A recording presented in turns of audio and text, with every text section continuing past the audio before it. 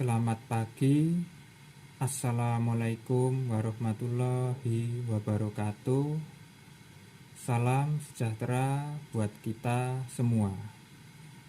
Perkenalkan, nama saya Herlambang Pujo Santosa, Sarjana Ekonomi, Magister Akuntansi.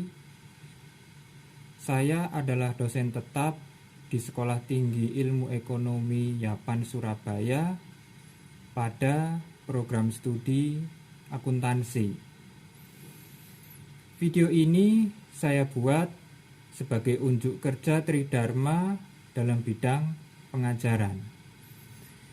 Salah satu mata kuliah yang saya ampuh adalah mata kuliah akuntansi biaya, di mana mata kuliah ini ada sebanyak 3 SKS. Mata kuliah ini diberikan di semester 3, diberikan selama 14 kali pertemuan, dengan masing-masing pertemuan selama 150 menit. Berikutnya, saya akan memberikan penjelasan singkat tentang mata kuliah yang saya ampuh, yaitu mata kuliah akuntansi biaya. Yang pertama adalah deskripsi mata kuliah. Mata kuliah akuntansi biaya ini membahas secara konsep, pemanfaatan, dan perekayasaan informasi biaya untuk penentuan harga pokok produk dan pengendalian biaya. Kemudian, membahas metode pengumpulan biaya produksi bahan baku, tenaga kerja, dan overhead pabrik untuk menentukan harga pokok pesanan dan metode harga pokok proses. Yang kedua adalah kemampuan akhir yang diharapkan atau capaian pembelajaran, disingkat CP. Pada poin ini ada 2 capaian pembelajaran atau CP. Yang pertama adalah capaian pembelajaran lulusan atau CPL yang terdiri dari 4, yaitu yang pertama, menunjukkan sikap bertanggung jawab atas pekerjaan di bidang keahliannya secara mandiri. Jadi di sini mahasiswa dituntut untuk bisa bertanggung jawab atas pekerjaan sesuai dengan bidang keahliannya secara mandiri. Kemudian yang kedua, menguasai konsep untuk memilih dan menggunakan teknik, prosedur, dan metode akuntansi biaya yang tepat dalam proses pencatatan dan pelaporan akuntansi biaya. Jadi di sini mahasiswa diharapkan mampu menguasai konsep untuk memilih dan menggunakan teknik, prosedur, dan metode akuntansi yang tepat. Yang ketiga, mampu mengintegrasikan informasi keuangan dengan pengetahuan akuntansi biaya untuk pengambilan keputusan. Jadi saat mahasiswa sudah memasuki dunia kerja, kemudian dia bekerja, maka diharapkan mahasiswa bisa mengintegrasikan informasi keuangan yang diperoleh untuk mengambil keputusan. Yang keempat, mampu mengaplikasikan ilmu akuntansi untuk mengelola suatu entitas bisnis. Jadi apabila mahasiswa sudah lulus dan dia sudah masuk ke masyarakat, maka mahasiswa diharapkan mampu mengaplikasikan ilmu akuntansi yang diperoleh selama kuliah untuk kegiatan bisnis atau kegiatan kepada masyarakat yang bermanfaat. Sedangkan yang kedua adalah capaian pembelajaran pada mata kuliah atau yang disingkat CPMK, yang terdiri dari 4, yaitu yang pertama, menunjukkan sikap bertanggung jawab terhadap pekerjaan di bidang sesuai dengan keahliannya secara mandiri. Yang kedua, menguasai konsep akuntansi, tujuan, penilaian, penghitungan, dan penyajian bahan baku tenaga kerja dan harga pokok. Yang ketiga, bertanggung jawab dengan pekerjaannya sendiri yang relevan dengan pencapaian hasil kerja. Yang keempat, mampu menyusun laporan akuntansi biaya dengan mengintegrasikan informasi dan pengetahuan akuntansi. Selanjutnya, yang ketiga, saya akan menjelaskan materi pembelajaran yang diberikan untuk 14 kali pertemuan. Pertemuan pertama, saya awali dengan perkenalan singkat. Kemudian saya lanjutkan dengan menjelaskan RPP, RPS, dan kontrak perkuliahan. Kemudian saya lanjutkan menjelaskan aturan perkuliahan.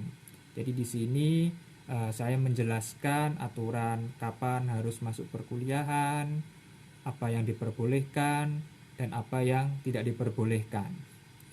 Lalu kemudian saya membentuk kelompok kerja apabila saya memberikan tugas secara berkelompok, dan kemudian saya membentuk grup kelas lewat WA atau WhatsApp untuk memudahkan saya berkoordinasi dengan mahasiswa, memberikan informasi, memberikan materi, maupun memberikan penugasan, ya. Kemudian untuk pertemuan yang kedua, materinya adalah akuntansi biaya, pengertian konsep dan tujuan, di mana materi ini sebagai pengenalan kepada mahasiswa tentang pengertian dari akuntansi biaya, konsep yang digunakan, dan tujuan belajar mata kuliah ini. Pertemuan yang ketiga, materinya tentang biaya dan metodologi penggolongannya. Materi ini berguna untuk memahami biaya dan memisahkan metodologi penggolongannya. Pertemuan keempat, materinya membahas tentang penentuan biaya bahan baku. Di sini mahasiswa diharapkan mampu memahami biaya bahan baku dan komponen harga pokok bahan. Pertemuan kelima, materinya tentang penentuan biaya tenaga kerja, yang diharapkan mahasiswa mampu untuk menentukan dan menghitung biaya tenaga kerja. Pertemuan keenam, materinya penentuan dan pembebanan BOP atau biaya overhead pabrik. Di sini mahasiswa diharapkan mampu menentukan dan menghitung pembebanan biaya overhead pabrik atau BOP. Pertemuan ketujuh, materinya sistem pengumpulan biaya. Mahasiswa diharapkan mampu menghitung harga pokok produk sebagai tujuan pokok sistem. Pertemuan ke-8 membahas materinya tentang sistem harga pokok pesanan. Di sini mahasiswa diharapkan mengetahui karakteristik sistem periodik dan perpetual. Jadi mahasiswa diharapkan bisa membedakannya. Pertemuan ke-9 materinya tentang sistem harga pokok proses, konsep dasar, ya. Saya berikan konsep dasar terlebih dahulu, yaitu untuk memahami pengertian sistem harga pokok proses. Pertemuan 10, sistem harga pokok proses lanjutan. Di sini mahasiswa mampu memahami metode FIFO, LIFO, dan rata-rata tertimbang. Jadi materi pertemuan ke-10 ini adalah materi kelanjutan dari pertemuan yang ke-9. Kemudian selanjutnya, pertemuan 11 sampai ke-14 adalah materi pilihan yang sudah ditentukan oleh dosen. Di sini ada 4 kali pertemuan untuk materi perkuliahan pilihan. Yang pertama, produk rusak, produk cacat, dan sisa bahan. Di sini mahasiswa diharapkan mampu memahami pengertian produk rusak, produk cacat, dan sisa bahan, sekaligus menghitungnya. Materi yang kedua, harga pokok produk bersama dan sampingan. Mampu menghitung metode alokasi biaya produksi bersama dan sampingan. Yang ketiga, materinya tentang rentabilitas ekonomi. Mampu memahami konsep rentabilitas ekonomi seperti profit margin, gross profit margin, dan net profit margin. Dan yang terakhir, yang keempat atau pertemuan yang ke-14, pertemuan terakhir, membahas materinya tentang kalkulasi biaya standar. Diharapkan mahasiswa mampu memahami kalkulasi biaya standar analisis varian bahan baku langsung, mampu menganalisis varian tenaga kerja langsung, dan juga mampu menganalisis varian biaya overhead. Selanjutnya yang keempat, saya akan menjelaskan tentang sistem pembelajaran atau mode pembelajaran. Sistem pembelajaran yang saya gunakan ada dua di sini, yaitu yang pertama secara tatap muka atau luring dengan hadir di kelas, jadi dosen dan mahasiswa semuanya hadir di kelas dan menggunakan media pembelajaran seperti papan tulis, laptop, LCD proyektor, dan juga yang lainnya. Yang kedua, saya mengajar secara online atau daring dengan menggunakan media Zoom Meeting dengan memanfaatkan aplikasi pembelajaran seperti SiAkad atau Sistem Akademik Setia Yapan dan juga Edlink untuk memberikan materi, mengumpulkan tugas, dan memberikan penilaian. Oleh karena kondisi saat ini masih dalam pandemi COVID-19, maka saya lebih banyak melakukan pengajaran dengan sistem secara online atau daring dengan menggunakan Zoom Meeting. Yang kelima adalah metode pembelajaran.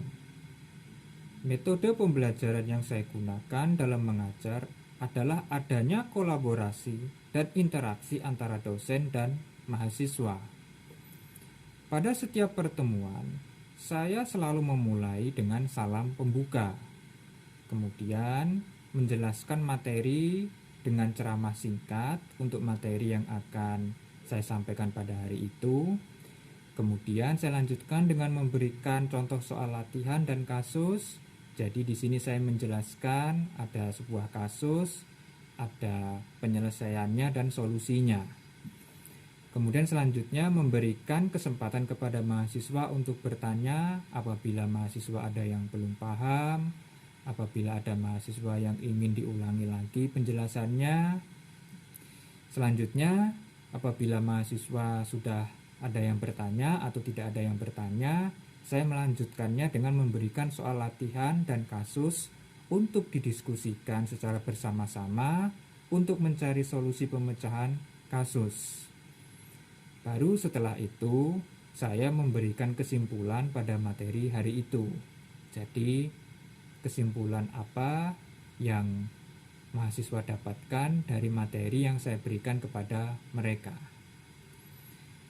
Kemudian saya memberikan tugas baik secara individu maupun kelompok dan juga memberikan kuis di pertemuan akhir sebelum UTS dan UAS. Khusus untuk pemberian tugas dalam bentuk kelompok, diberikan tugas menyusun makalah dan dipresentasikan di depan kelas. Kemudian yang keenam adalah penilaian. Pada bagian penilaian ini saya menggunakan beberapa kriteria sebagai berikut. Yang pertama, kehadiran, saya memberikan poin 10%. Jadi di sini saya melihat absensi atau kehadiran mahasiswa. Jadi apabila mahasiswa tidak pernah absen, kehadirannya selalu 100%, maka saya memberikan penilaian secara utuh sebesar 10%. Selanjutnya, yang kedua adalah keaktifan sebesar 10% juga. Jadi di sini saya menilai apabila ada mahasiswa yang aktif, baik itu bertanya, baik itu mengerjakan tugas, mengumpulkan tugas dengan tepat waktu, kemudian juga selalu datang tepat waktu seperti itu, maka saya akan memberikan poin secara maksimal yaitu sebesar 10%. Yang ketiga, latihan dan tugas. Di sini saya memberikan poin sebesar 20%. Jadi saya di sini menilai latihan dan tugas yang saya berikan baik bersifat individu maupun secara kelompok, apakah dikerjakan dengan benar, dikumpulkan tepat waktu, dan juga mereka memiliki tanggung jawab untuk mengerjakan dengan sungguh-sungguh. Yang keempat adalah kriteria kuis. kuis di sini saya berikan setiap pertemuan terakhir sebelum UTS dan sebelum UAS. Di sini saya memberikan poin sebesar 10%. Jadi di sini mereka saya berikan soal, kemudian mereka mengerjakan, langsung dikumpulkan pada saat itu juga, dan saya berikan nilai sebesar 10%. Selanjutnya, penilaian saya yang kelima adalah dari UTS. Poinnya sebesar 25%. Dan yang terakhir, yang keenam dari UAS sebesar 25% juga. Jadi UTS dan UAS masing-masing sebesar 25%. Demikian penjelasan singkat saya tentang pengajaran untuk mata kuliah akuntansi biaya, dan untuk selanjutnya akan saya tampilkan video pembelajaran saya untuk mata kuliah yang saya ampu, yaitu mata kuliah akuntansi biaya yang saya sampaikan secara online atau daring dengan menggunakan Zoom meeting. Baik, akhir kata saya akhiri. Terima kasih. Selamat pagi. Wassalamualaikum warahmatullahi wabarakatuh. Baik, sebelum perkuliahan saya mulai, apakah semua mahasiswa sudah join atau bergabung? Rian? Hadir, Pak. Disi? Iya, Pak. Oke, jadi semuanya sudah join ya? Sudah, Pak. Baik, kalau begitu saya mulai perkuliahan akuntansi biaya untuk hari ini.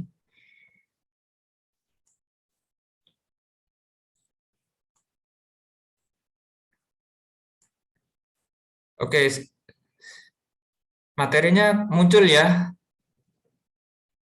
Semuanya bisa melihat materinya ya? Iya, Pak. Rian? Disi? Sudah, Pak. Oke, semuanya bisa lihat ya? Bisa muncul ya? Oke, baik. Selamat pagi, salam sejahtera buat kita semua. Hari ini kita akan memulai perkuliahan akuntansi biaya yang membahas tentang materi biaya dan metodologi penggolongannya. Jadi di sini apa pengertian dari biaya, kemudian apa saja metodologi penggolongannya, gitu ya. Oke, baik. Yang pertama, saya akan menjelaskan tentang fungsi akuntansi biaya. Jadi di sini akuntansi biaya memiliki fungsi yang sama dengan manajemen, yang meliputi fungsi perencanaan, pelaksanaan, dan pengawasan. Hal ini disebabkan biaya mempunyai fungsi sebagai alat manajemen dalam melaksanakan fungsinya. Proses dari fungsi manajemen dapat digambarkan seperti gambar 2.1. Nah, gambar yang di bawah ini ya. Jadi kita lihat yang paling atas itu adalah perencanaan ya. Perencanaan kemudian bergeser ke kanan, ada tulisannya umpan maju menjadi pelaksanaan ya. Jadi setelah ada perencanaan baru dilaksanakan atau pelaksanaan. Setelah ada pelaksanaan menjadi pengawasan ya. Jadi maksudnya itu perencanaan dibuat dulu, kemudian dilaksanakan. Setelah dilaksanakan harus diawasi supaya tidak ada pelanggaran atau penyelewengan gitu ya. Nah, kemudian kembali lagi ke atas ke perencanaan. Nah, itu ada umpan balik gitu ya, yang sebelah kiri itu umpan balik. Jadi maksudnya setelah dari pengawasan kembali ke perencanaan artinya untuk dilakukan evaluasi. Ya, apabila ada kesalahan atau kekurangan dievaluasi supaya tidak terulang lagi di masa mendatang atau periode yang selanjutnya gitu ya. Oke.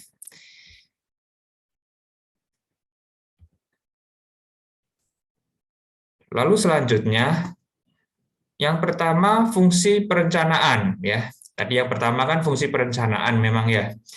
Jadi di sini akuntansi biaya sebagai alat perencanaan juga harus memperhatikan hubungan atau kaitan biaya yang satu dengan biaya yang lain, misalnya antara biaya beban distribusi barang yang dijual dengan biaya barang yang dijual. Jadi di sini harus memperhatikan hubungan atau kaitannya ya.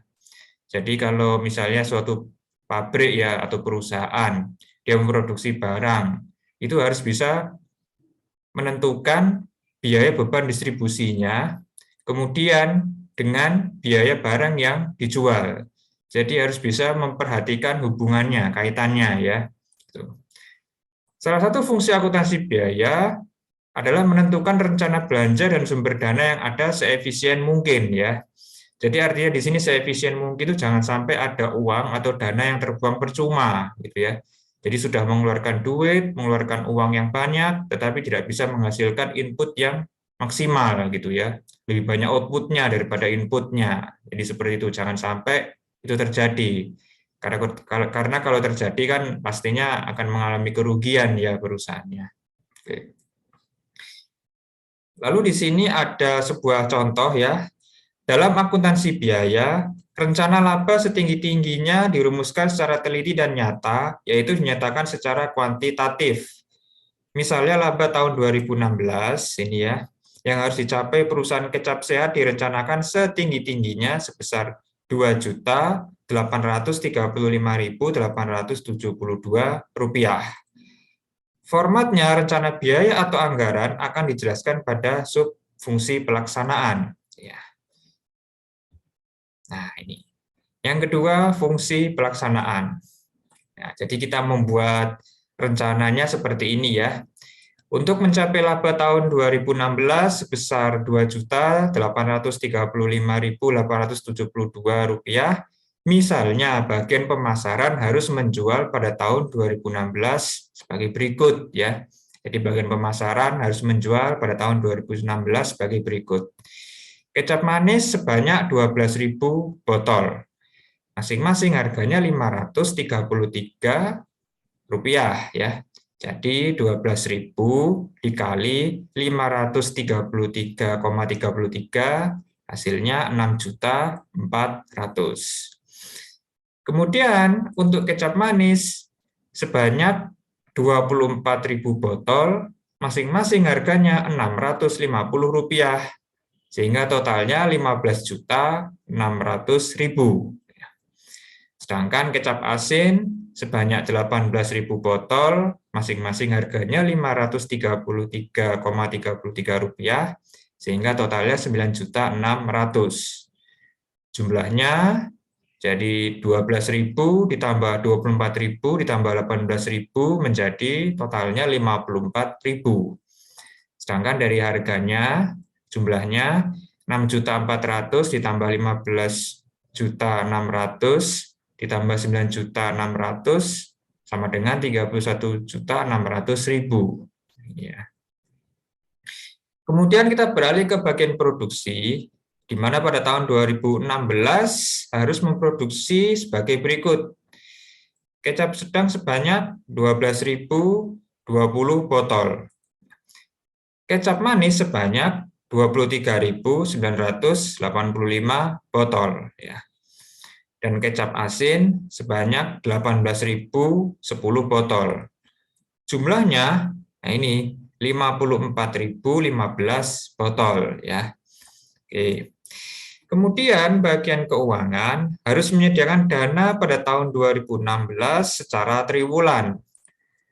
Kita melihat yang triwulan pertama, bagian keuangan harus menyediakan dana sebanyak Rp4.287.991. Sedangkan pada triwulan kedua sebesar Rp7.191.279. Dan pada triwulan ketiga sebesar Rp7.011.271. Dan yang terakhir, yang ke triwulan keempat, sebesar Rp7.080.723. Maka dijumlah semuanya ketemu Rp26.331.264.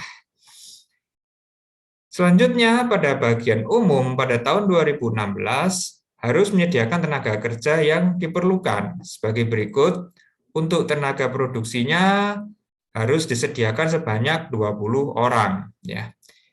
tenaga pemasarannya sebanyak 100 orang. Tenaga lainnya sebanyak 15 orang. Maka jumlahnya 135 orang. Jadi membuat perencanaannya seperti ini ya. Lalu fungsi pelaksananya dibuat dalam model seperti ini. Gitu. Oke, mungkin ada yang ditanyakan? Oke, kalau gitu saya lanjutkan ya. Kita menghitung dengan menggunakan metode scatter graph atau metode grafik ya. Rata-rata bulanan elemen biaya variabel, yaitu rumusnya rata-rata biaya bulanan dikurangi elemen tetap ya. Rata-rata biaya bulannya tadi 570. Kita lihat dulu. Nah, ini ya. Rata-rata per bulan 570 gitu ya. Nah, itu ya, $570. Maka di sini ditulis $570. Elemen tetapnya di situ tertulis $287,36. Itu diambil dari sini ya. Nah, ini. Dari elemen biaya tetap $287,36. Nah, dipindah ke sini ya, $287,36. Jadi hasilnya $282,64 ya. Itu. Selanjutnya kita menghitung biaya tenaga kerja langsung. Rata-rata bulanan elemen biaya variabel ya dibagi rata-rata bulanan jam tenaga kerja langsung ya. $282,64 diambil dari sini. Nah, ini ya yang atas itu dipindah ke sini. Dibagi 35.000 jam ya. 35.000 jam. Nah, itu diambilkan dari sini ya. 35.000 jam dari nah ini ya, dari rata-rata per bulan. Dari rata-rata per bulan 35.000 jam ini ya, 35.000 jam dipindah ke sini. 35.000 jam. Nah, ini ya, 35.000 jam. Jadi $282,64 dibagi 35.000 jam sama dengan $0,00807 per jam. Ya. Jadi biaya tenaga kerjanya ketemu ini ya $0,00807 per jam. Oke, mungkin ada yang ditanyakan. Rian? DC? Yang lainnya?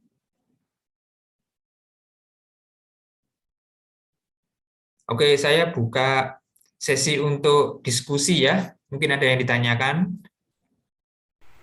Nggak ada, Pak. Sudah paham. Sudah jelas semuanya ya? Iya, Pak. Nggak sulit kan ya? Mudah ya? Oke. Baik. Nah, ini. Oke. Untuk materi akuntansi biaya hari ini, saya memberikan tugas latihan soal secara individu seperti ini ya. Jadi di sini PR kalian ya, dikerjakan secara individu, ada 3 soal di sini ya. Itu ya 1, 2, dan 3 ini ya. Kalian kerjakan secara individu, dikerjakan, kemudian dikumpulkan lewat adlink ya, lewat adlink seperti biasanya. Saya tunggu paling lambat minggu depan ya. Jadi kalian semua harus mengerjakan tugas ini, PR ini ya. Kalian kerjakan, kalian kumpulkan di adlink seperti biasanya paling lambat minggu depan ya. Ini tugasnya ada 3 ini ya. PR-nya ada 3. Ya. Oke, mungkin ada yang ditanyakan dari tugasnya ini.